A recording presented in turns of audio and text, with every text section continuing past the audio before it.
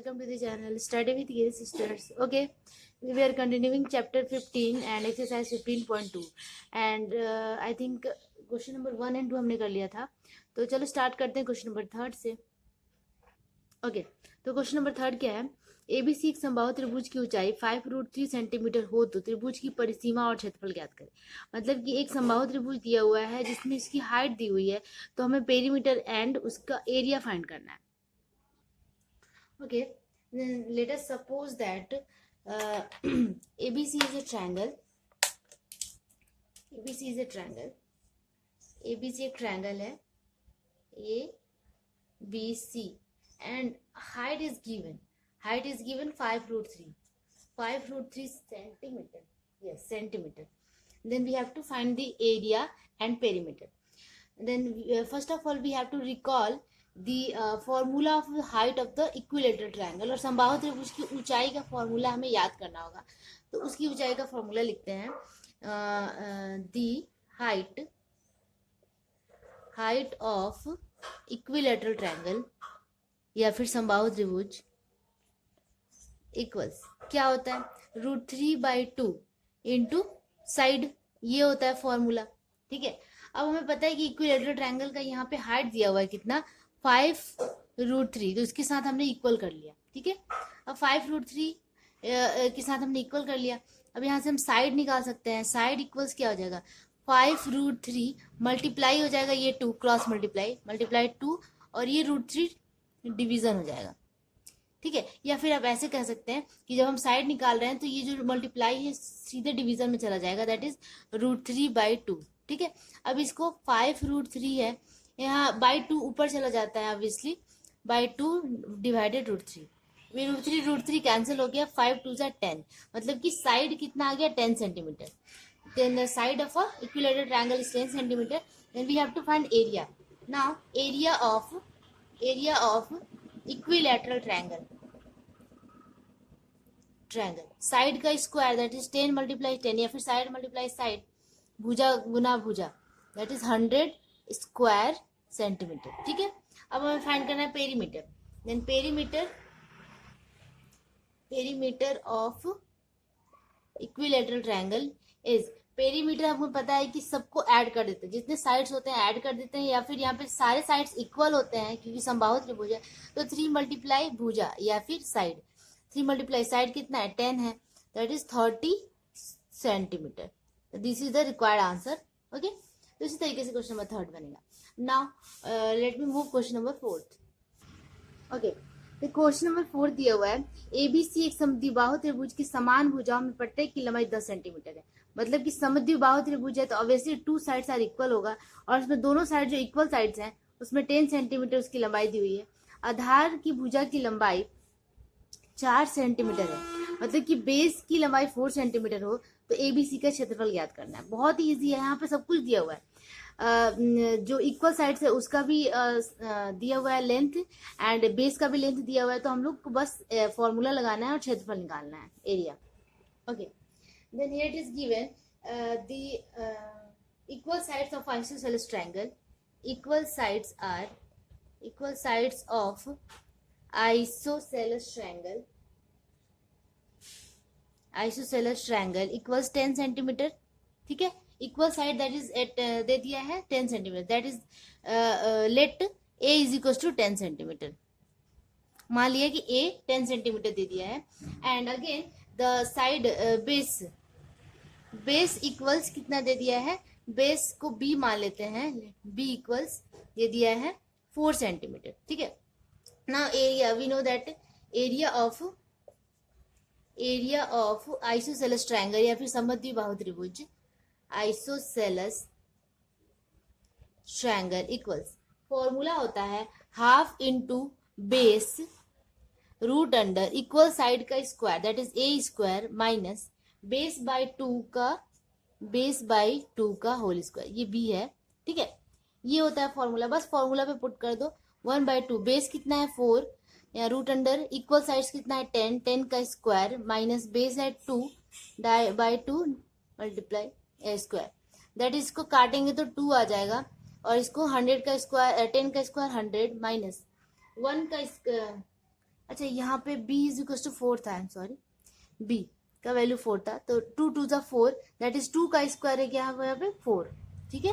अब 100 माइनस 4 कितना हो गया 96, 2 रूट 96। अब आप 96 को चाहें तो क्या कर सकते हैं, इसे तोड़ सकते हैं। तो 96 को आप ऐसे कर लो, 2 से कट करेंगे तो 2 4 ज़ा 8, 2 8 ज़ा 8, 2 2 ज़ा 4, 2 4 ज़ा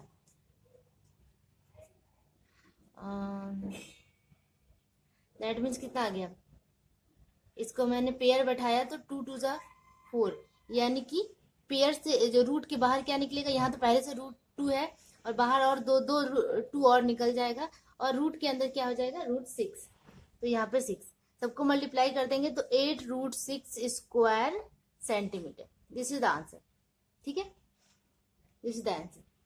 तो इसी तरीके से आपका बनेगा ये क्वेश्चन नंबर 4। तो चलो अब मूव करते हैं क्वेश्चन नंबर 5 पे। ओके, क्वेश्चन नंबर 5 बिल्कुल 4th की तरह है। यदि किसी समद्विबाहु त्रिभुज के आधार की भुजा की लंबाई 12 सेंटीमीटर, मतलब बेस 12 सेंटीमीटर, बी 12 सेंटीमीटर दिया है, समान भुजाओं में से प्रत्येक भुजा की लंबाई 10 सेंटीमीटर हो, तो इस समद्विबाहु त्रिभुज का क्षेत्रफल ज्ञात करें। बिल्कुल भी वैसा ही है, तो चलो इसे बनाते हैं। ओके, ये बिल्कुल क्वेश्चन नंबर 4th की तरह है, बस इसमें वैल्यूज पुट करना है। इक्वल साइड्स दे दिया है 12 सेंटीमीटर एंड बेस दे दिया है 10 सेंटीमीटर। अच्छा, इक्वल साइड्स, एक minute, the base of the triangle is 12 sorry, base 12 दिया हुआ है, बेस 12 दिया हुआ है एंड इक्वल साइड्स दे दिया है 10 सेंटीमीटर, इक्वल साइड्स, ठीक है। तो हमें एरिया फाइंड करना है, बस एरिया का फॉर्मूला लिखना है और इसको पुट कर देना है। तो बेस यहाँ पे 12 सेंटीमीटर है, यहाँ पे 12 पुट कर देंगी एंड इक्वल साइड्स 10 सेंटीमीटर है, तो 10 का स्क्वायर माइनस बेस है 12/2 का स्क्वायर, ठीक है। ये इसको कट करेंगे तो 6 आ जाएगा, और 10 का स्क्वायर 100 माइनस 12 डिवाइडेड 2 यानी कि 6, 6 का स्क्वायर 36, ठीक है। तो 100 माइनस 36 करेंगे तो आ जाएगा 64 रूट 64, और 64 किसका रूट होता है 8 8 या 64, मतलब कि 8 का स्क्वायर होता है 64 और 64 का रूट होता है 8। दैट मीन्स हम लिख सकते हैं 6 मल्टीप्लाई 8, इसके जगह पे 8, 6 8 ज़ा कितना हो गया 48, तो 48 square centimetre is the required answer. Okay, now let's move to the next question number 6।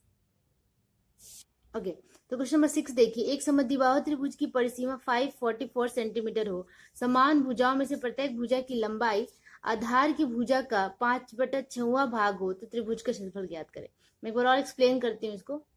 Okay, then perimeter is given. The perimeter of any isosceles triangle is given 544 centimeter. Let us write perimeter of isosceles triangle is 544 centimeter. Okay, and एक और चीज दिया हुआ है कि the length of the each equal side is 5/6 the length of the base. ठीक है, length of the each equal side is 5/6 the length of the base. इसका मतलब ये है कि जो each equal side का लेंथ है वो 5/6 the length of the base है। मतलब हमें एक तो बेस को लेकर चलना होगा कि let suppose base is x, मान लेते हैं कि लेट बेस इज b, या फिर x मान लेते हैं, चलो लेट बेस इक्वल्स x। अगर बेस को x सेंटीमीटर ले लिया तो length of each equal side क्या हो जाएगा, then length of the each side is 5/6 the length of the base. That means the length of the each equal side, length of each equal side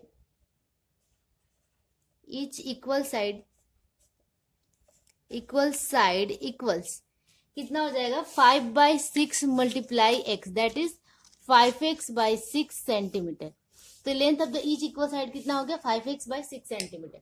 now according to question the perimeter of the isosceles triangle is 544, that means perimeter का formula डाल देंगे हम। Now we have perimeter of a triangle is 544, that is perimeter equals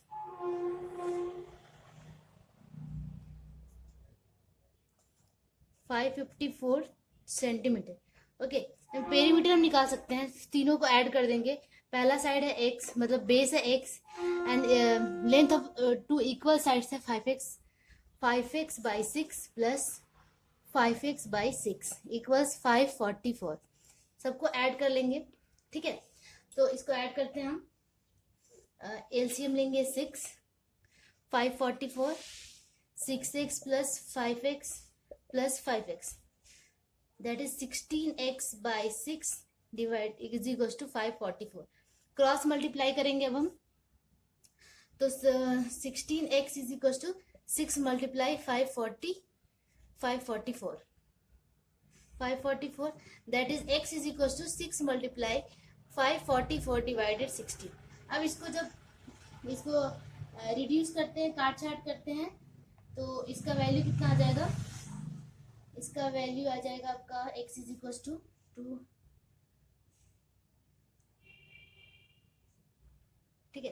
तो इसका value आ जाएगा 204 centimetre, x is equal to 204 centimetre, ठीक है।